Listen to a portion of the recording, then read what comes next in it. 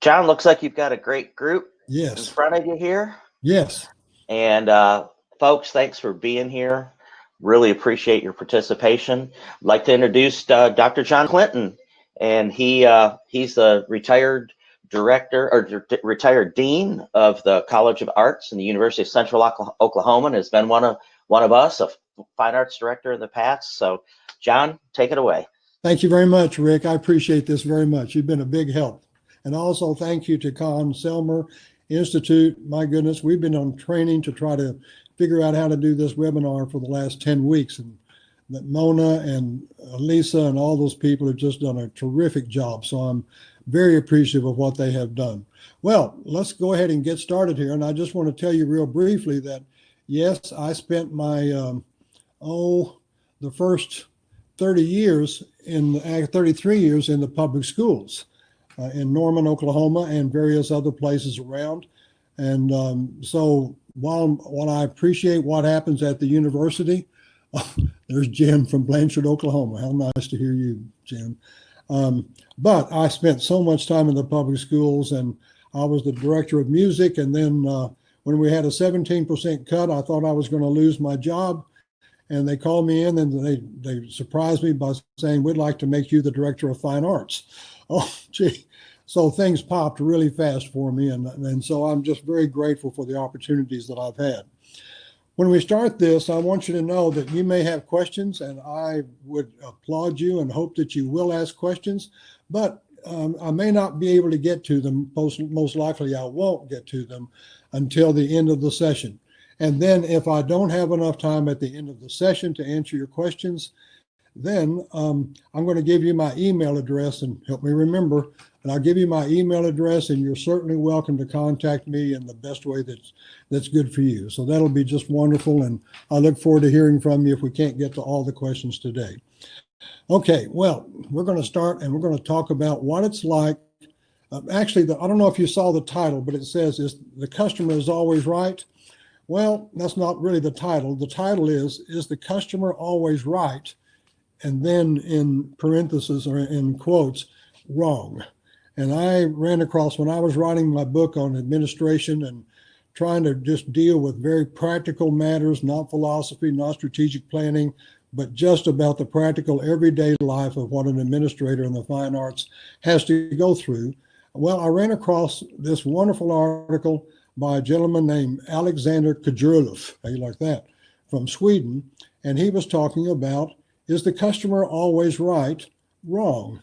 And boy, it just gave me some insights into what goes on and how we can do things better and what it's like to work with difficult people. So we're going to do that. And I have a little slideshow for you that I wanted to work with you as we're going through this.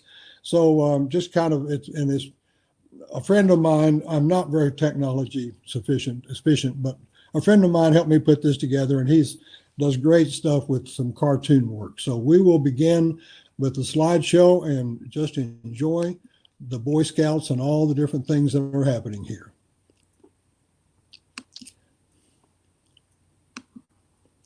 Okay.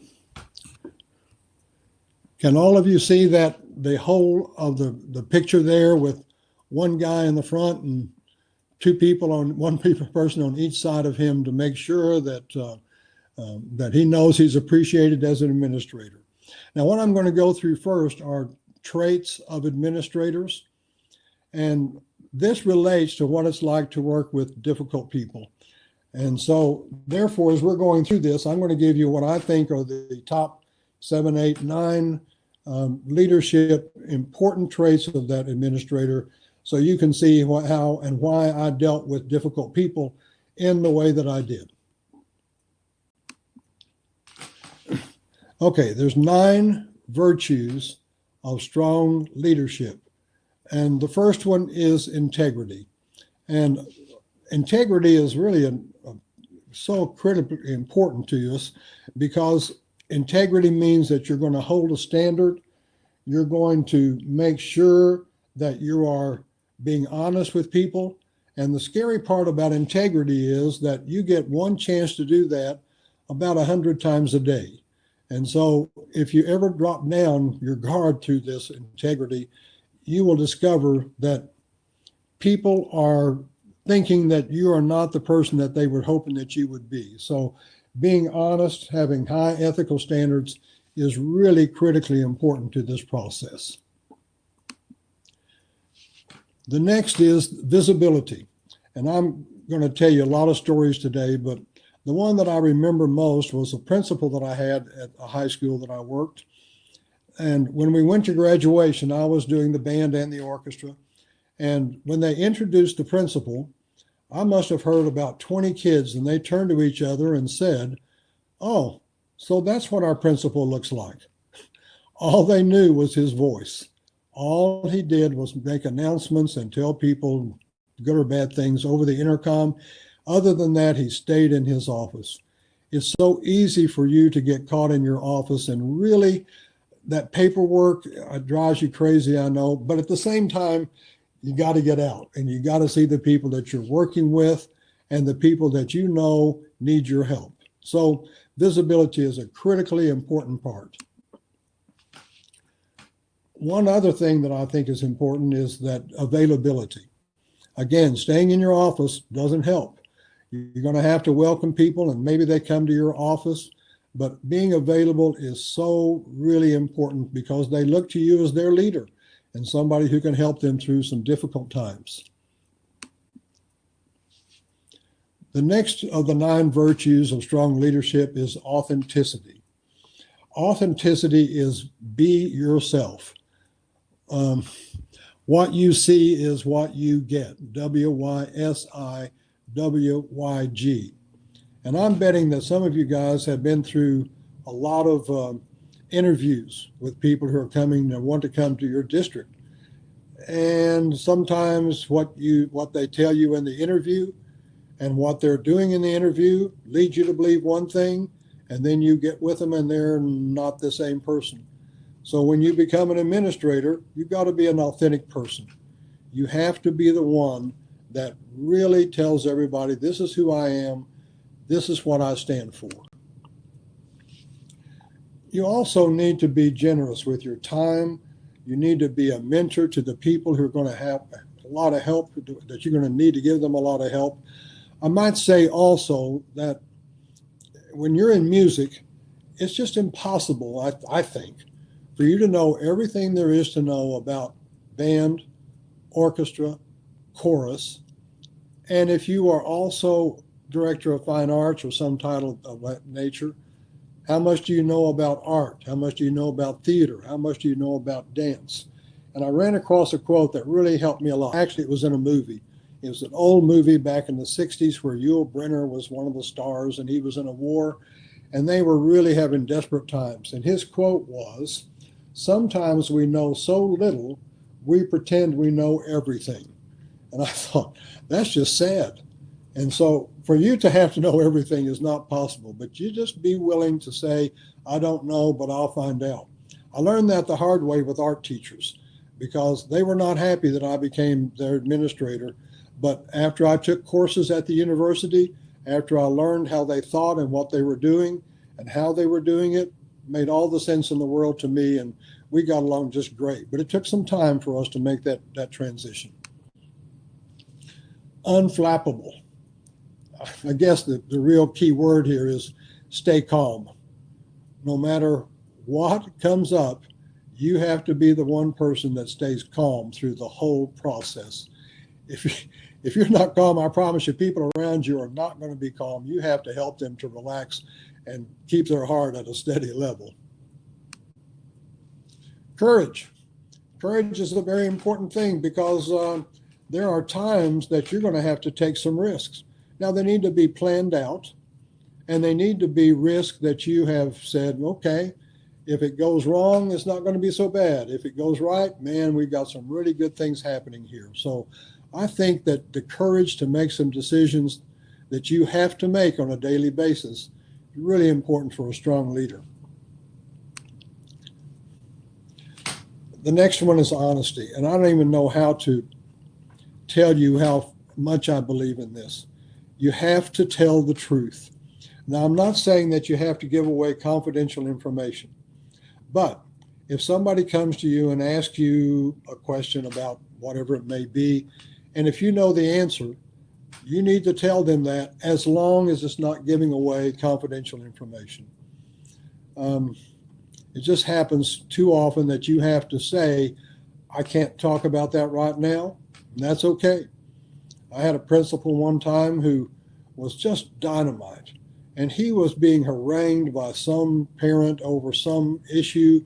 And she just got really angry with him and said, you know, you're just a stupid so and so. I'm just not going to talk to you anymore. And he turned to me and he said, you know, John, I hate it when they're right and I can't say anything. And sometimes you have to deal with that. But honesty is a really important part. The next part is being affable. You have to have a sense of humor. I think that's really critical to you being successful in what you do. And affability is, just a real quick story. When I interviewed for the dean's job at University of Central Oklahoma, I had just fallen and destroyed my kneecap. And I was on medication. And when they asked me a question about, do you think you're capable of doing university work after you've been in public school all these years? Well, I had a feeling that that question was going to come up. And so I told them that, you know what the biggest difference is? I mean, at the university, you have big problems, just like in the public schools. Salaries are handled differently. You have tuition, you have, oh man, when you start talking about tenure, that's a really difficult situation at the university. But I lost my mind just for a minute and I said, you know what the biggest deal is? When you're at the university, you can go to lunch whenever without having to go with 400 of your best little friends. And you can do it in more than 20 minutes. What was sad is they didn't laugh. It kind of put me in a bind, but that's the way that life goes. Okay. So we're going to move into now dealing with difficult people. Difficult people. Now, I want to tell you what I mean by customers. Customers are anybody that you work with, which includes parents, guardians, students, the community, your upper administration, other teachers within the school district. When you're in the fine arts or in music, you're dealing with everybody. It's not like other teachers. It's not like other administrators. You're dealing with a whole group of people. And that is a tough situation. So you have a lot to do with. So Kirchhoff, the guy from Sweden, put this into about 4 or 5 different categories, of which 4 relate to what happens in the public school. One of them doesn't relate so much, but we'll see, how we can figure that out and how that works. Is the customer always right? Wrong. First of all, it can make employees very unhappy. Here's where my storytelling starts, so pardon me for that. But in the public schools and at the university as well, we run into a lot of troubles with behavior and with grades. That's not the only problems we have, but those are 2 of the biggest ones that we have. And I remember very well that at a middle school in a 7th grade orchestra, we had a young boy who was, I don't even know how to describe to you how difficult he was. He didn't have any perceived educational problems. He was just impossible person to deal with. He just was always fighting, always problems, always making disturbances. There was nothing in his background and all the testing that we did that led us to believe that he was just a kid who believed that he owned the world. So the teacher, sadly enough, when grades came out, flunked him in orchestra. Now, the tough part was he was a pretty good player. So the parent works with the teacher. The teacher calls me. The principal also calls me because he doesn't want to deal with it, so I get to do it. So, and I don't know about your school district, but you cannot, in ours, you cannot grade somebody in their academic work based upon their behavior. So we sat down and talked about it, and I talked to the teacher about it for a long time. Then I talked to the parents, and I talked to the student for a long time. It ended up that obviously the kid was going to have to make some changes, but we couldn't deal with that kid flunking orchestra just because of his behavior. So we looked at all of his test scores and his performance scores and all of those things like that. And what he really deserved was a B, which is okay. My hope was that the teacher would be the hero and would come back and make some changes. Well, and she did, which was, thank goodness for that. So we did that. But then we had a long meeting with the parent and said, here's the deal. Here's what your student, your son is going to do. If that son or your student does not do that, then we will be really happy to meet him in a hallway someday and be really good friends with him, because he will no longer be in this orchestra because it's too much suffering happening for the other students. And the focus for the teacher has got to be on the whole group. So they said okay with that. And the kid just turned around. It just really was terrific. He's now has his DMA in violin performance, and he's performing in one of the regional orchestras outside of Oklahoma, but he's doing really well. It was a tough situation. If I had told the teacher, this is what you're going to do and that's it, that would have made the employee really unhappy with me, no support for me, but as it was, she was able to make the decision based upon information that we could all provide and help her with. So she helped herself out. She gained the respect of the student. She gained the respect of the parent, and she sure gained the respect of me, because I didn't want to be the hero in that situation. I was really, really happy that she made that decision. Next, it gives abrasive customers an unfair advantage. Abrasive customers, if you yield to them, they'll tell everybody else, and all of a sudden you're going to have a whole bunch of abrasive customers. We had a parent, I have to be a little cautious about this, but I'm not going to use any names, but her nickname was Mac Truck. She was not a happy person from the very beginning, and she was mad at everybody. And when she came to your office, she was throwing nails at you. She was doing whatever she could to intimidate you in any way that you could.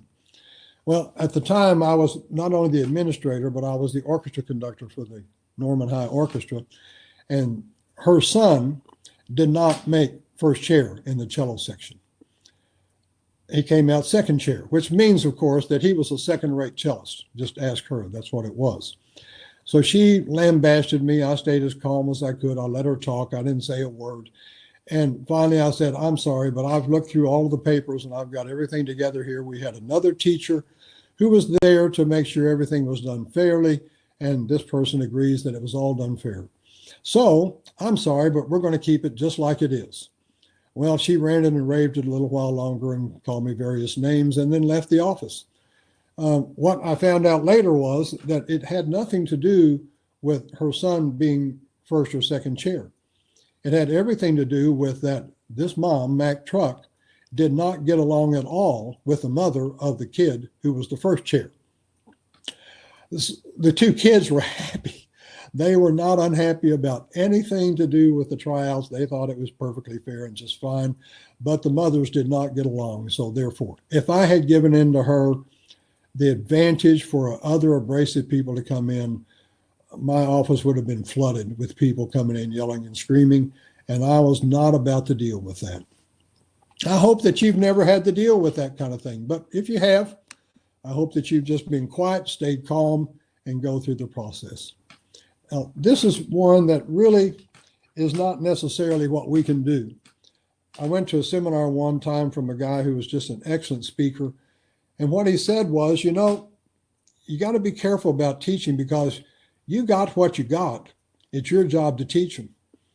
Well, there's some difficult students and difficult situations, but that's our job. We got to do it. Well, I'm sure you're familiar with Southwest Airlines. My son-in-law flew for them, still does. And Herbert Kelleher, who was the guy who started all of that, it's a wonderful story that he wrote in his book, which is a great book.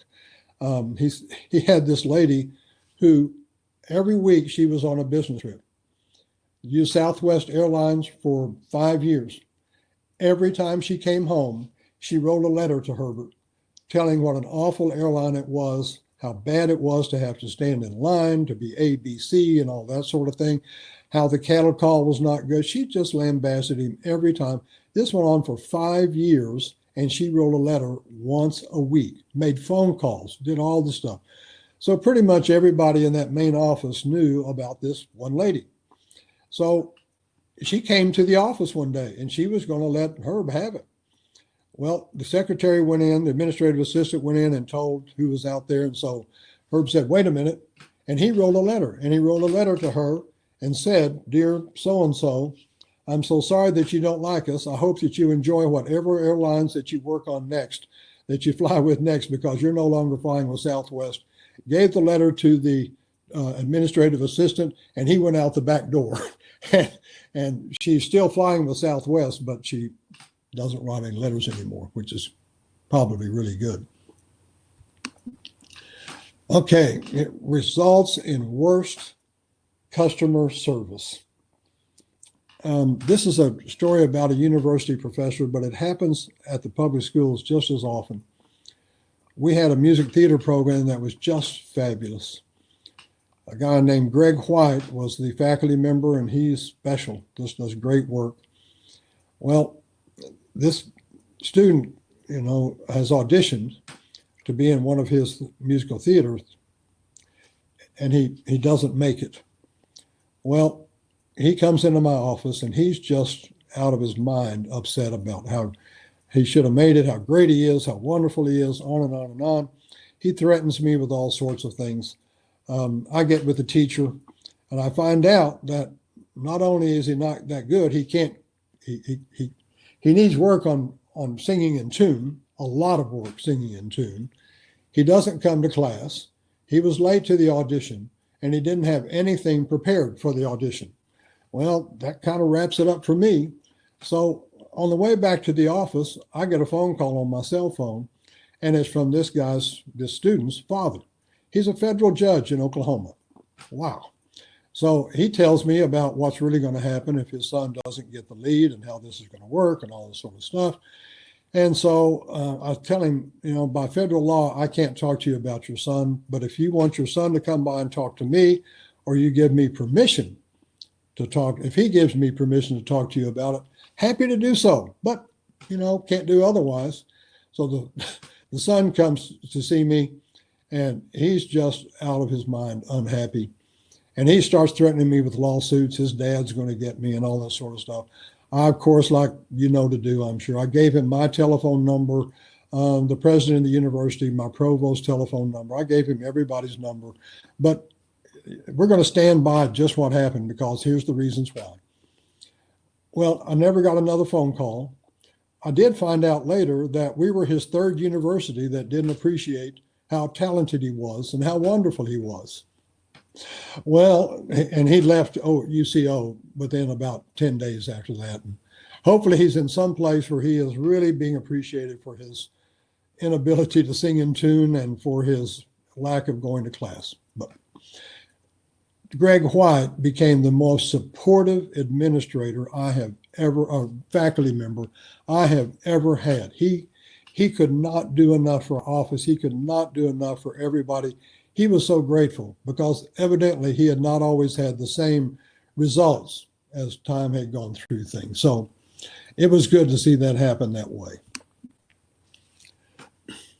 Yeah. Some customers are just plain wrong. When I was at UCO, we had a major donor. This major donor was giving our college, through his company, $100,000 each year. His student, his son, was an art major for us. Good. Happy to have him, whatever we can do to help, glad to do it. It's great. Well, April comes, his senior year, and we discover he's not graduating from UCO with an art degree. Well, he's unhappy, the son. The father is unhappy. He's the president of a major organization.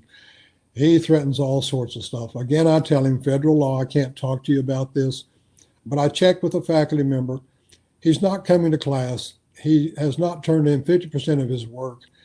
He's not going to graduate. He's going to fail the class, and he can't graduate without this class. So I call the dad and he does all this stuff, and I tell him all the stuff again. And I said, if you would just do yourself a big favor and get your son to tell you everything and see if you can do it. If not, have him write a note saying that I can tell you what happened and the reason was. Well, I never heard from him again. But when I went to graduation, he in fact was graduating, but he was not graduating with an art degree. He was graduating with a general education degree because he had enough hours in the other courses to be able to do that, but he did not have an art degree. Well, I'm thinking, okay, this has been a lot of fun, but there goes $100,000. I left UCO about 6 years after that. And at that time, he was still giving $100,000 each year to our college. Yeah, customer was just wrong, and he found out. Evidently, he got his son to talk to him about it. And it made all the difference in the world and how the son did things. But he did get a degree, so good for him. And it didn't hurt us at all, but we did the right thing all the way through. I think it's really critical. Now, I'm going to complete before I answer whatever questions you've got, and I see we've got several. You probably recognize Clint Eastwood there, but advice. I want to just give you some general advice. This actually, what I've got when I go out is it's about an hour and a half presentation about what I think about meetings, what I think about so many topics about how things work and why meetings are so difficult to deal with. But this is the last thing I do, which is advice. The good, the bad, and the ugly. I had somebody tell me this one time, that to be a successful administrator, you have to be distant from your teachers. You have to be seen as someone who is tough, a my way or the highway kind of person. I didn't write it in his, but what she basically said was, you just have to be a snake ready to bite back whenever you can. And I thought, oh, that's just so sad, So I never was that way. Maybe I should have been tougher and just not talk to people, but never worked for me. I spent a lot of hours and away from family and away from home, but it sure made a difference in what people trusted and how things were to be done. Good advice. I'm going to put this in terms of my first superintendent, a guy named Lester Reed, who was brilliant. And he's the one who started the string program here. He just decided that if you're going to have a music program, you need to have band, orchestra, chorus, and we're going to start it. And a lady named Jackie Gillen was hired to be our first teacher, just dynamite person.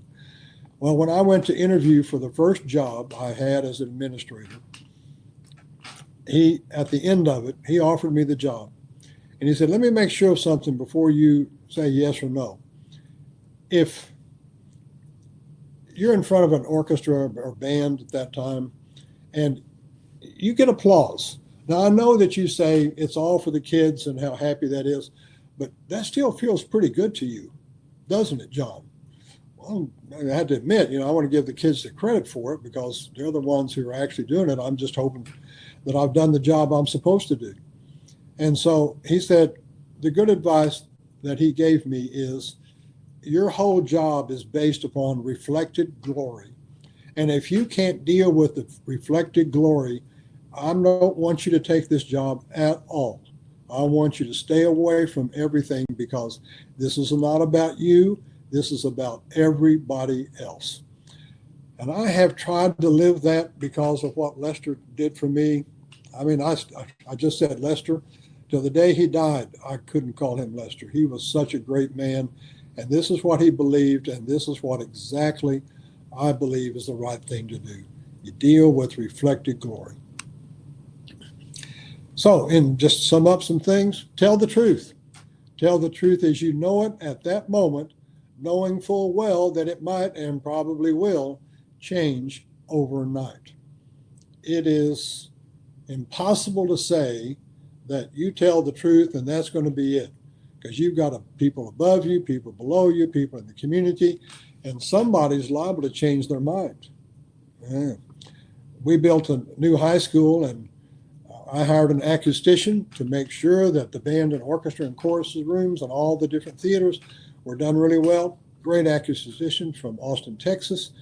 Just terrific. Richard, can't think of his last name offhand, but he came in and did a great job like he had done in all of our other buildings and all of our other places.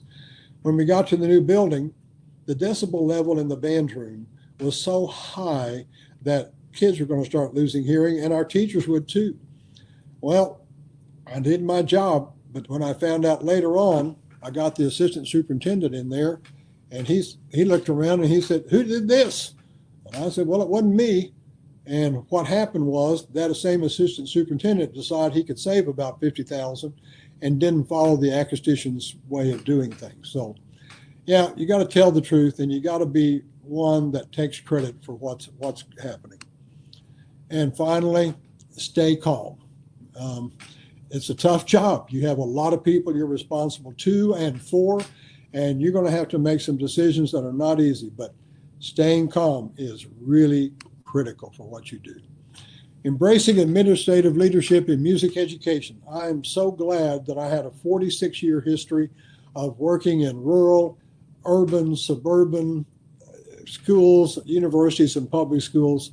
I was really lucky. I never thought about doing anything that I did for the last 45 years of my career, but it all worked out really well.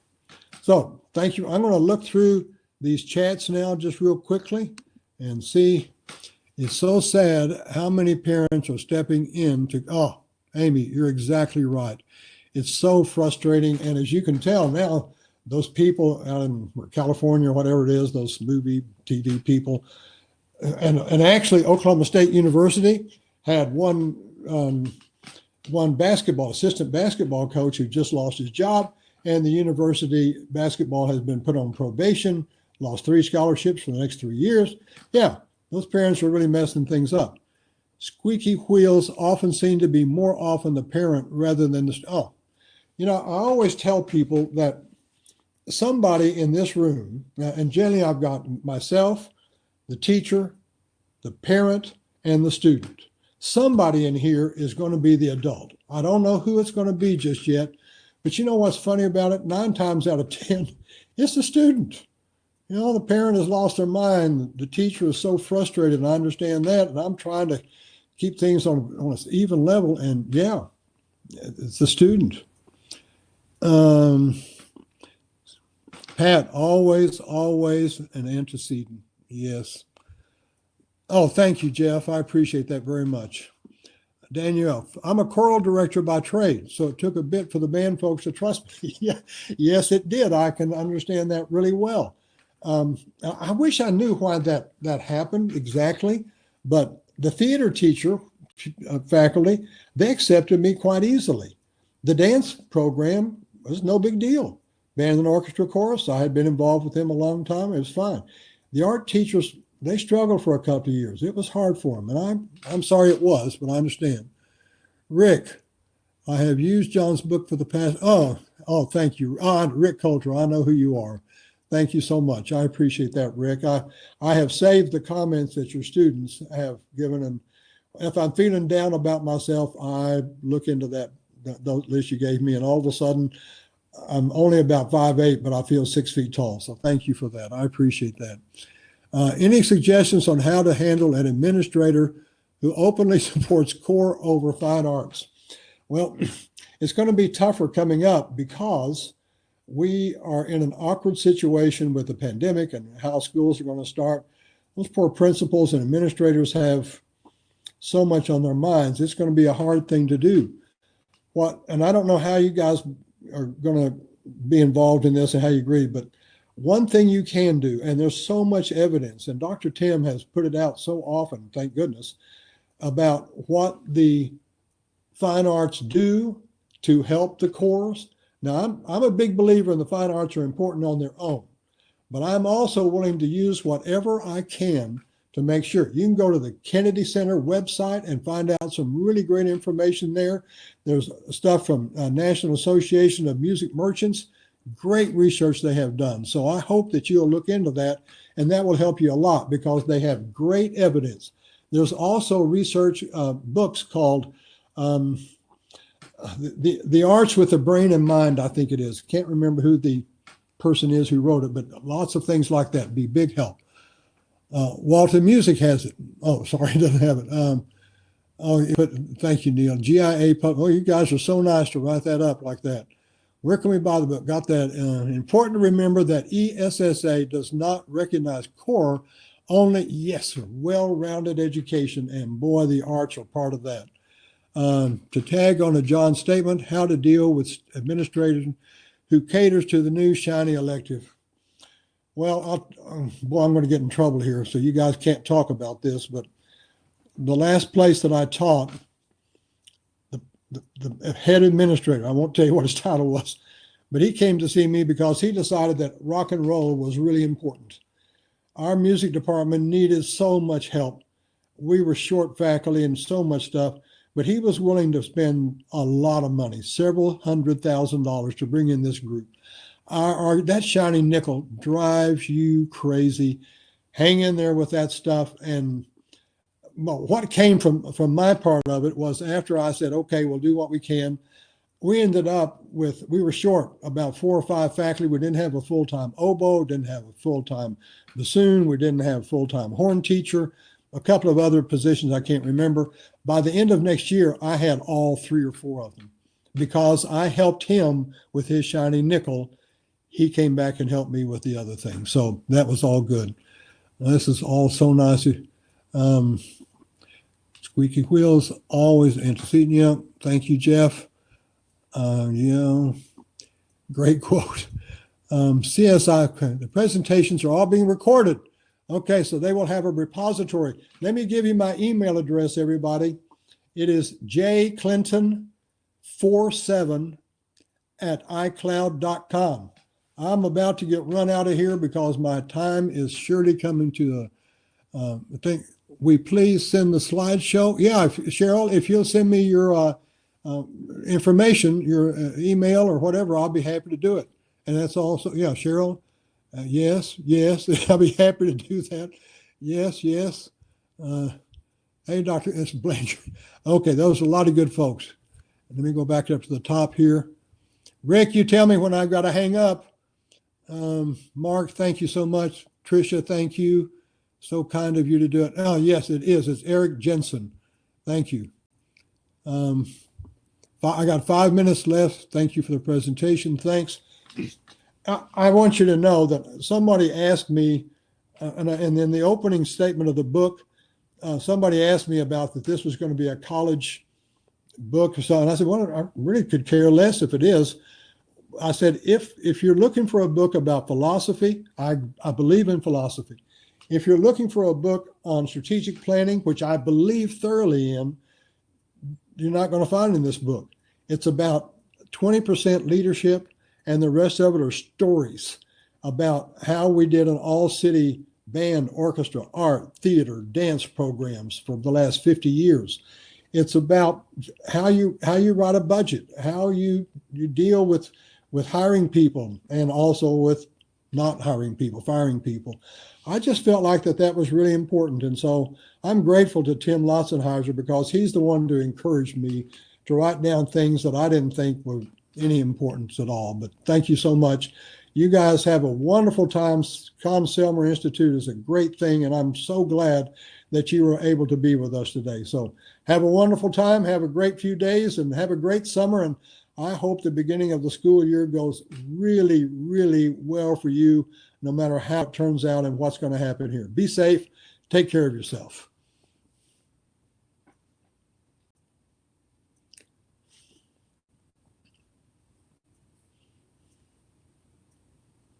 Thank you, Peter.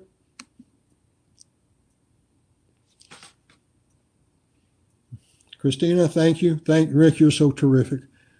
David, thank you. And so I'm going to feel taller than 6 feet tall today. Man, this is so nice of you guys to be writing so many things. Chris Farrell, thank you. Take care. You guys be safe. My grandson is a percussionist.